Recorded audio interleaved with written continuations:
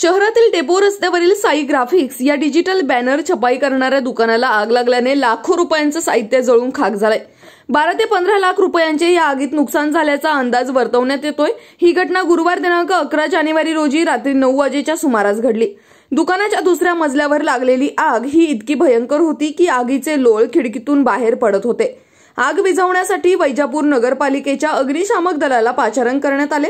अग्निशामक दल व उपस्थित नागरिकांच्या मदतीने तब्बल तासाभरानंतर ही आग आटोक्यात आणण्यात अग्निशामक दलाला यश आले। शिडीवरून दुकानाच्या दुसऱ्या मजल्यावरील गॅलरीमध्ये चढत दरवाजे व खिडक्या उघडण्यात यश आल्याने ही आग आटोक्यात आली।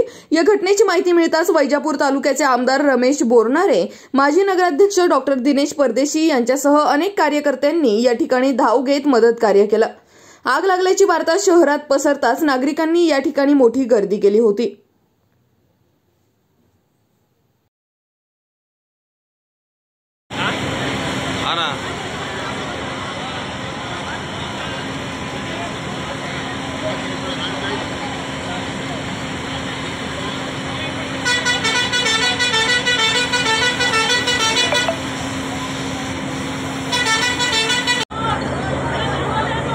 लाइट मार रहा है।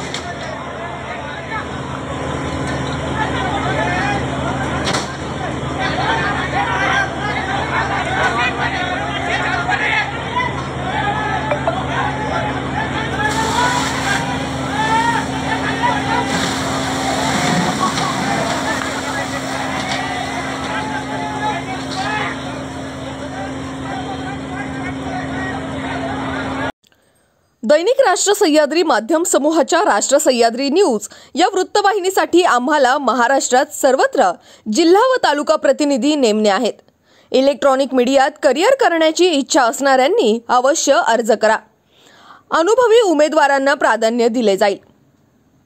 संपर्क रवी पाटील, मोबाईल क्रमांक 84 83 99 56 87। तसेच समीर नवले, मोबाईल क्रमांक 95 61 19 19 66। आमचा ईमेल आयडी rashtrasahyadri@gmail.com।